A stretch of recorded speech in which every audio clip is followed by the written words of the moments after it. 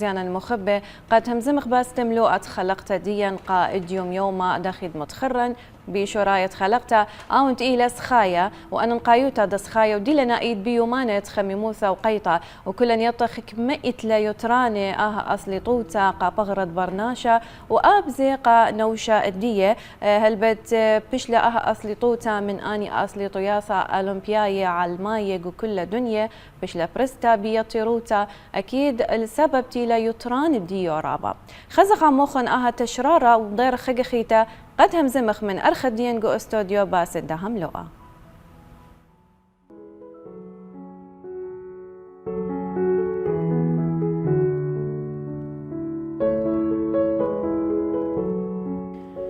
أصلي طوتا دسخايا إلى خدام أصلي طوياثا عتيقة وعماية جو تاول وإلى برشتا بشويلة ديا وآب جو شوبة كتبي شاوتا جو دوك دويرة يمتيخ مخ يماثا غورة وإلى خدا بعلتا قشميتا الصيتا قابغرد برناشا ونوشة ومن يتران الداها أصلي طوتا مطأوتا قشمة بيولته خيلة قعاصو الياثا وآب قلبة ورواثا وآب خشختا لآها أصلي طوتا بمبصرتا خيصوثة دمة ومبصرتا شوية كوليسترول ومطأوتا خلمانة موخة شق من أني كلها إلى سبايقة مبصرتا دليخوتا وكيم هيرا بيمشو تبتا عم كنشا وخورانة وبيتوتا سخايا إله على أتشي مني أتشا دا سخايا خيرة وأها أتشا إلى بوش بريسا وسخايا على الخاصة المقويتة عصولياثة خاصة وسخايا على الصدرة وإلى بوش بشيطة قاني خاتي على آها أثلي طوتا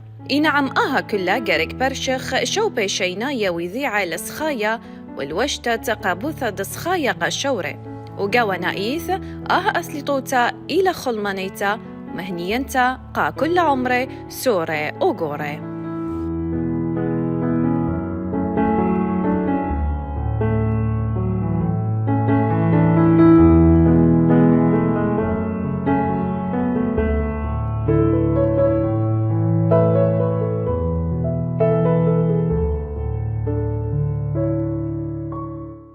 رجعنا وياكم مشاهدينا الأحبة أكيد بعد ما شاهدنا هذا التقرير عن السباحة ورياضة السباحة وأهميتها وفوائدها للجسم.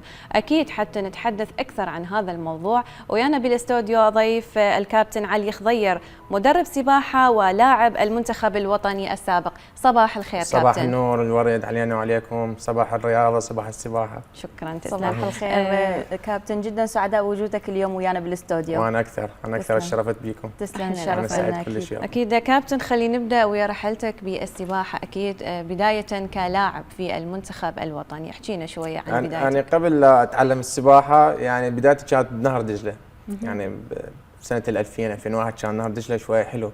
فأول ما بديت أتعلم سباحة هناك بداية قوية، بداية كلش قوية. نعم. هاي الفخر طبعا للوالد.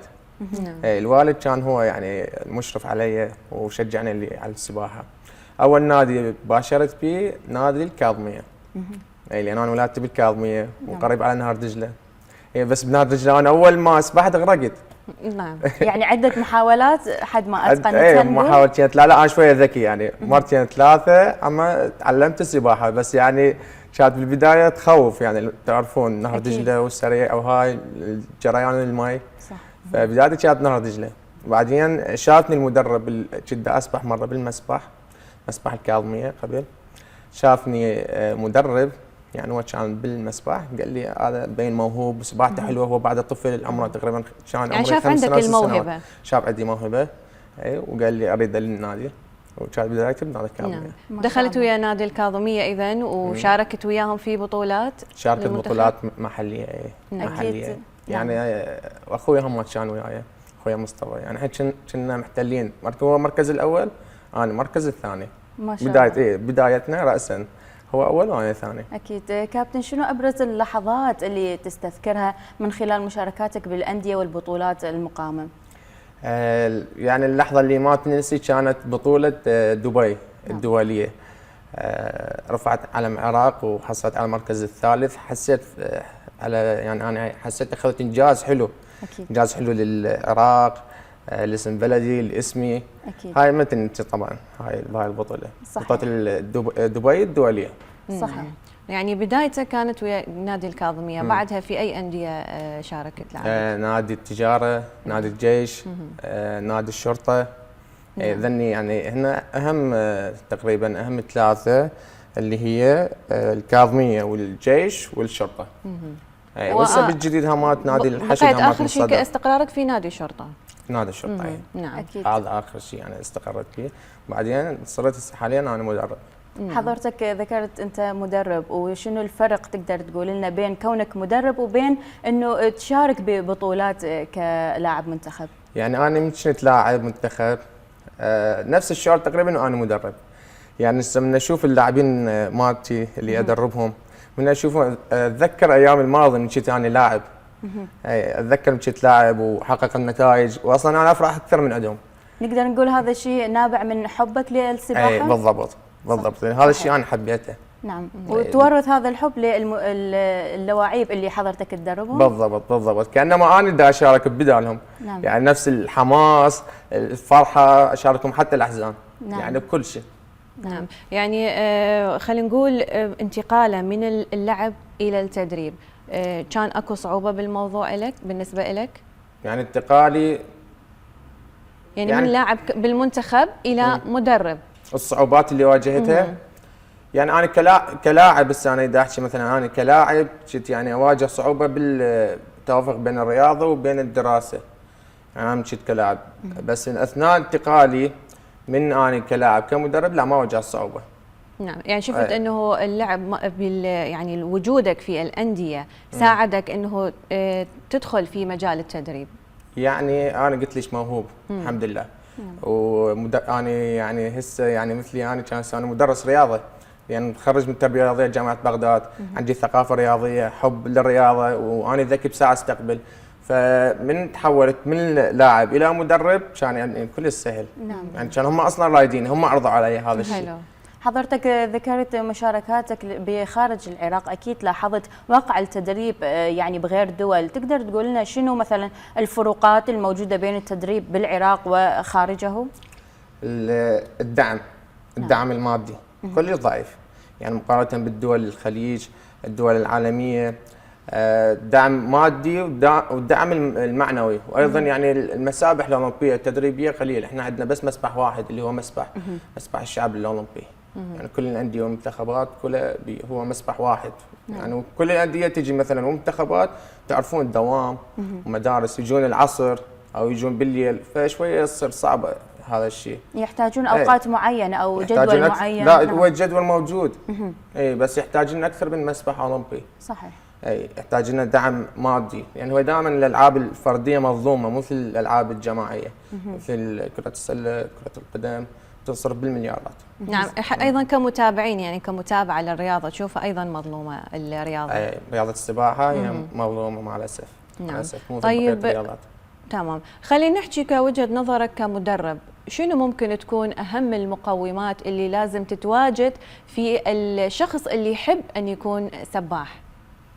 يعني هو اول شيء مثل ما تفضلت الحب، لازم هو عنده حب وشغف على مود شنو شلون اقول ليش مثلا الشخص اللي يحب هذا الشيء يبدع به. نعم. لازم يحبه. ثاني شيء المقومات، اكيد هو لازم يعني عنده شويه طول، عنده الذكاء. رياضه السباحه راد لها مات وقت، يعني تفرغ حياته كلها للسباحه، مو نفس بقيه الرياضات. يعني مو مثلا هو عنده مثلا شغل او عنده مثلا دراسه ما يقدر يوافق بيناتهم. اكيد كابتن علي، مثل ما ذكرت المقومات، نقدر ناخذ بعض الاساسيات كبدايه للسباحه لاي عمر معين، يعني مو شرط فئه عمريه صغيره، شنو المشاهد ممكن يطبقها من خلال كلام حضرتك ويعرف يسبح بطريقه طبيعيه؟ يعني هو اكيد اللي يخاف ما يقدر يتعلم. اللي يخاف ما يقدر يتعلم، لازم الشخص ما يخاف. نقول لك يكسر الخوف؟ يكسر الخوف. نعم. او يحب هذا الشيء. بس بنفس الوقت ما يجازف، يعني ما يروح وحده مثلا بالعميق ويطبق التمارين، لازم بالمي الناصي. نعم. والنظاره كلش مهمه، نظاره السباحه انا دائما اقولها. نعم. كلش مهمه خاصه للكبار. طيب كمدرب يعني شنو الاجراءات اللي تسويها حتى تكسر هذا الخوف وهذه الرهبه؟ يعني انا افضل ويا مدرب يكون. شخص مدرب مشرف مختص يعني. نعم. شخص مشرف يباوع عليه، يعطيه اغلاطه، يساعده بالتغلب على الخوف، يعطيه التمارين السهله البسيطه والصحيحه على مود يتعلم السباحه وبطرق علميه. طيب نعم. شنو اسلوبك بالتدريب؟ صرامه لو انه كتحفيز تحفز لا، هو المتدرب؟ اهم شيء نحفز المدرب على قولتك. الخوف يعني ما انصح به انا، يعني لان ماكو هو صرامة. خايف نوبه انت نوبه تزيدين الخوف عليه، يجوز قدامه شيء يطبق هذا الشيء وراش ما يطبقه. نعم. لازم هو بذاته، يعني دائما خلي الشخص هو بذاته يقول بدي اروح للعميق. اذا برايك المدرب لازم يكون مشجع ومحفز هو المدرب للمتدربين. شيء اساسي. نعم. شيء اساسي. والمدرب اذا ما عنده اسلوب صحيح ويا اللاعب، هذا الشخص ما راح يقدر يسبح اللاعب. يعني نعم. اللاعب ابد ما يقدر يسبح اذا المدرب مالته كان مو زين. تمام. كابتن، بعد ما تعلمنا السباحة وكسرنا حاجز الخوف، بعض الحالات اللي تصير ممكن تشنجات أو حالات يرجع الخوف يسيطر، حالات يعني ما نقدر نتدارك الوضع، شنو ممكن نطبق بهاي الحالة؟ يعني الشخص إذا خايف، تمام، قلنا تشنج. نعم. كتشنج هو الخوف، هو إذا ما يعرف يسبح طبعا يخاف، ما يقدر يعني يسوي شيء، راح يتغلب عليه الخوف وما نعم. يقدر يسوي شيء. لازم يعني شوفي، التشنج له طريقتين. الطريقة الأولى اللي هو لازم ينام على ظهره، يسترخي، نعم. تمام، وينام على ظهره، وعلى مود يتنفس بصورة طبيعية لازم ايده تكون يم رجله، وياخذ النفس عميق ويحرك ايده على كيفه. نعم. يعني رجله هو تشنجت ما يقدر يحركها، صحيح. تمام، يبقى يقدر يحرك بس بايده، بس بنفس الوقت لازم ينام على ظهره على مود يقدر يتنفس، وبنفس الوقت هذا يطوفه. هذا صحيح. يعني اسهل شيء. أكيد معلومة جدا مهمة. كابتن، شلون تقيم مستوى الفئات العمرية الموجودة حاليا بفرق السباحة أو منتخبات السباحة؟ هسه احنا عندنا يعني مقارنة بالوطن العربي عندنا ما شاء الله قبل يومين وثلاثة جابوا نتائج حلوة. يعني ابطالنا سباحين محمد صادق، عندك سهيل، عبد الله محمد، وعندك يوسف، جابوا نتائج.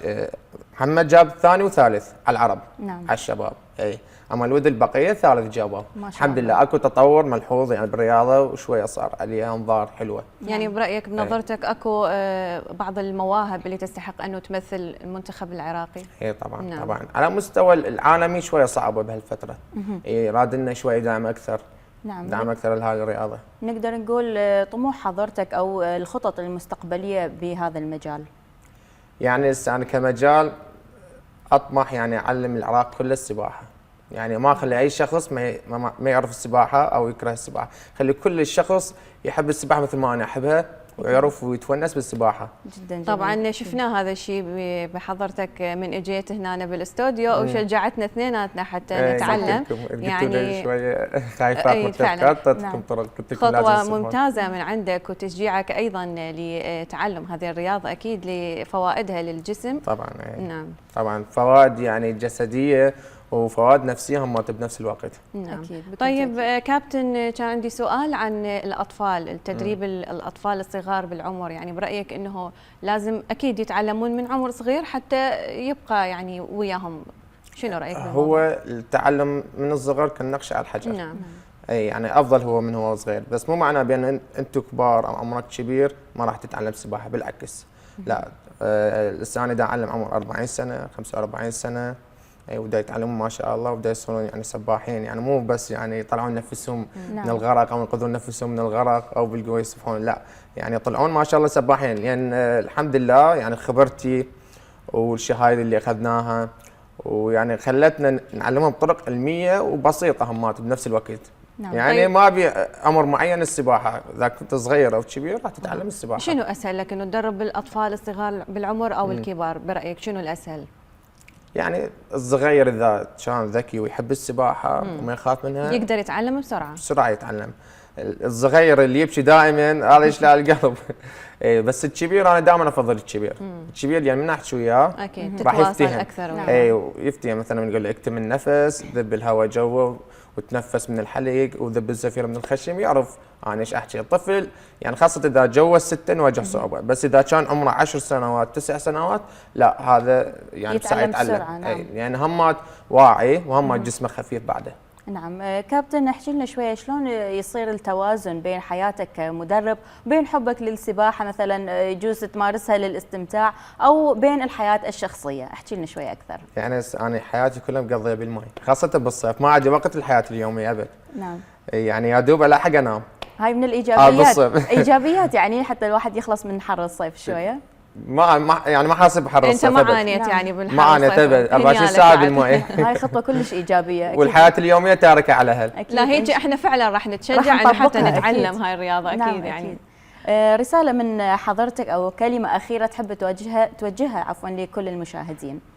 يعني السباحه هي اول شيء كسباحه يعني ناخذها كضروره. نعم. اي ضروره، وليس يعني مثلا بس للمتعه وهاي. ليش؟ لان احنا العبر والتجارب السابقه مثلا حادثه العباره، نعم صحيح. تمام، الحادثه جسر الامل اللي صارت راح بالمئات، هاي ضروره من الحياه، يعني نتعلم على مود ننقذ نفسنا وننقذ الاطفالنا آخرين. اي والآخرين من الغرق. ثاني شيء علم الحديث كله يوصي بيش بالسباحه، اللي عنده مشاكل بالمفاصل، اللي عنده انزلاق، دائما يقول له روح للسباحه، روح عالجها بالسباحه، يعني ضروره اكثر ما هي ترفيه. نعم. فعلا عاشت ايدك، يعني كلام جدا جميل وممتاز انه الانسان دائما يعلم نفسه عده مهارات حتى مثل نقول يكون انسان متسلح يعني في حياته. بالضبط. على مود ما يحرم اطفاله من السباحه ومن الونسه ومن الترفيه هم. بس حتى مثلا بالخارج اذا تريدون تروحون تسافرون منتجعات بالبحر، الغوص، اغلب الونسه والطلعه تكون وين؟ صحيح، حتى يكون عندنا فعاليه نشارك فيها. بالضبط، مو تكونوا محرومون تباعون على الناس. صحيح. خاصه الاجانب هم حتى اطفالهم يعرفون يسبحون ويغوصون. صحيح. جدا صحيح. دائما اشوف العرب محرومين من السباحه. جدا صغيره يعني ذبوهم بالماء وهم صغار، عمرهم 6 سنوات و5 سنوات، حتى ال4 سنوات يعرفون يسبحون. صحيح. أكيد. كابتن علي خضير، شكرا جزيلا لهذا اللقاء، إن شاء الله لقاءات ثانية. شكرا لك كابتن علي أكيد، وشرفتنا ونورتنا بالاستوديو، ونشكرك على هذه المعلومات الحلوة والقيمة أكيد. نورتونا. شكرا جزيلا.